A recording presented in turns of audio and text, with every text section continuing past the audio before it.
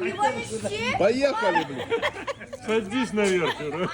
Подожди, папа, нести его с собой? Да, наверное. Спасибо. Хотя Давайте. это Ленкин тапок, ей надо будет. С днем рождения.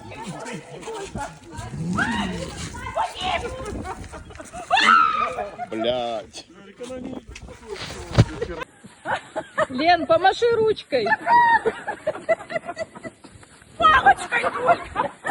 Мама, не скинь-то эту знак перед нашей мамой. Вадим меня уронил в тачке. Лен, что все так плохо? Помаши мне ручкой. Ой, блядь.